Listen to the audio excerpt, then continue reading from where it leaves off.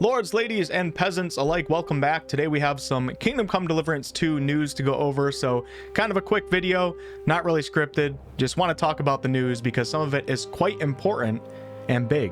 So let's get right into it. And by the way, I'm going to have a ton of content coming out for this game over the next couple weeks on launch and beyond, including a let's play, a review, ton of guides and everything. So if you guys are interested in that, make sure to stick around on this channel. Or don't. Maybe you don't like me. All right, so the big news today is this post that Warhorse dropped. They also dropped a video with it. I will put the link to the video in the description. But up first, in spring of 2025, so late March to mid-June, we will be getting a free update for Kingdom Come Deliverance 2, and this update is going to include a Barber feature, a hardcore mode, and also horse racing. Now, the Barber feature is pretty self-explanatory. Most likely, you're going to find a character that has like the scissors symbol on the map. You're going to go up to that character. I can't remember if you have to pay for it in the first game or not, but this character will allow you to get a haircut. You're most likely going to have to pay because this game is all about immersion. You'll be able to get a haircut, change Henry's hairstyle, and probably his facial hair as well. So this feature will not be in the game at launch, but it will be part of a free update, which is good, I think. I don't think they should put that in a paid expansion, so I'm happy that they didn't do that. But be on the lookout for that in the spring. But the big news here, in my opinion, is hardcore mode. So hardcore mode in the first game is basically you want to punish yourself and you want to maximize realism and immersion. I actually have the first game pulled up right here, so let me go into it. This is not KCD 2, this is KCD 1. When you choose hardcore mode, you have to start with at least 2 negative perks. Some people will start with all 9 right here. Just to give you an idea, the nightmare perk makes it so when you wake up, your stats are lower due to having nightmares all night. The claustrophobia perk makes it so when you pull your visor down, you actually have weaker attacks due to anxiety because you feel claustrophobic. Hemophilia perk makes bleeding worse. The numbskull perk is your mother dropped you on your head as a baby, and therefore you gain XP at a much slower rate, which adds a lot of difficulty. The consumption perk makes it so that your stamina doesn't regenerate as quickly as it does on normal mode. The shakes perk makes it so when you're lockpicking or aiming, your character's all shaky, which is of course much more difficult to successfully do those things. The tapeworm perk makes it so that you have to eat much more often. The somnambulant perk, so sleepwalking, makes it so when your character goes to bed, you might actually wake up in a different location. Really funny perk. And then the brittle bones perk right here makes it so that even if you jump off like the smallest ledge, there's a chance that you might take an injury. So that can be much more difficult because in stressful situations, you might be zipping through the environment super fast or jumping off of things to escape other characters, and you're going to find that your character's getting injured a lot more. Now, those are, of course, from the first game, so not confirmed to be in the second game yet, although I think most of them will be, if not all of them. And maybe we'll get like an expanded list in the second game. Other really quick things that you can expect in hardcore mode, as these were in the first game. No fast travel, which is, this game is huge. We already know it's way bigger than the first game, so that's a pretty big missing feature. In my opinion, a really cool missing feature though. And also on the map, your character no longer shows up where you're actually at.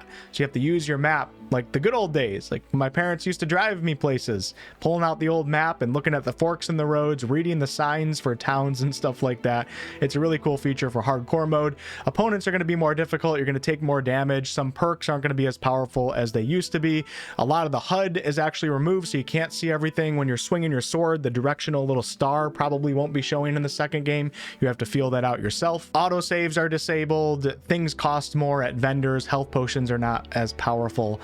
Stuff like that. So usually for experienced KCD players, because it can be pretty punishing. Very, very excited for it though. And the last part of the free update coming in the spring is the horse racing. Now, those of you guys that are new to KCD, horses are fairly deep in this game. You have a horsemanship skill in this game with a ton of perks that you can invest into, and the horses themselves have stamina, courage, all sorts of different statistics that you have to take into account here. And you can put different gear on your horse, a saddle, a bridle, you can have spurs on your boots. So this is much deeper than, you know, when you think horse racing getting added to an RPG, you think it's just going to be a really stupid, very basic streamlined mechanic. Not so much in KCD 2. There's a lot more to it in this game, to the horses and everything. So I think that's actually going to be a really cool feature. Now, moving on, in the summer, autumn, and winter, we have paid DLCs.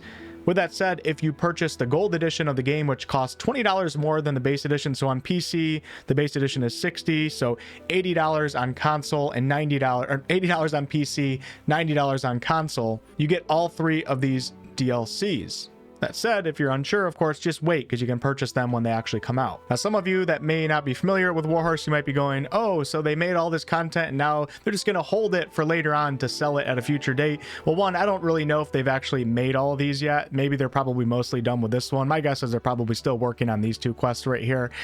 This game is absolutely massive, and it offers so much content for the price of the game that anybody that likes Kingdom Come, I'm assuming that you're going to like the second game. You're not going to feel like they're withholding content, important content, to make you pay for it in the future. I promise you. There's so much content in this game. The price that this game costs, $60 on PC, there's so much more content in this game. Initial impressions wise, I'm not supposed to talk about my full experience, then a lot of other RPGs out there. So I'm actually really excited for all three of these DLCs. And in this little video right here, we kind of have like a little bit of a preview. So the Brushes with Death DLC, Extended Henry Story, and this is in summer of 2025. This one, actually, you help a mysterious artist with an enigmatic past. That looks pretty cool. In autumn of 2025, this Legacy of the Forge DLC allows you to become a master blacksmith, which I think is really cool. Crafting is very deep in this game. It's only going to get deeper with this DLC. It'll probably be like more of like a simulation type DLC where you can just keep living on and crafting things and really cool weapons, and maybe even reconstructing buildings or something, as it does say restore Kuttenberg's Forge. And it's not unlike Warhorse to include a DLC where you can actually like have buildings being built, because you could do that in the first game with one of the DLCs where you can rebuild a village. Although that one doesn't deal with blacksmithing, you just pay for money to have it rebuilt. And then in winter of 2025, Mysteria, Ecclesiae. I think I'm pronouncing that right. Maybe not. I'm not sure. It's Latin. I don't really know my Latin. But this one actually is where you'll be exploring Sedlitz Monastery to stop the spread of a deadly illness. And anybody who played the first game, monastery equals fun content. And I'm sure it'll be the same for this one. And yeah, that's pretty much it for the news today. Got to wait on hardcore mode, but it's going to be with a free update. And I'm actually very excited for those DLCs also. A few of the DLCs in the first game, one of them in particular, is one of my favorite DLCs of all time. I think it's so cool how they included it and how they presented it. It's the Woman's Lot DLC, where you get to play as Teresa and re-experience the first part of the game through her eyes. Really cool DLC. Not everybody loves it, but for some reason it's one of my favorites of all time, so I'm super excited. But thank you guys so much for watching. I'll keep you updated with KCD news, and I just have so much content coming. I have a 30-minute story recap video that'll be out, I think, on the weekend, trying to make sure it's out at a good time where people are searching for it, and just so much. Let's play all the good stuff. Live streams right here on this channel. Catch you on the next one.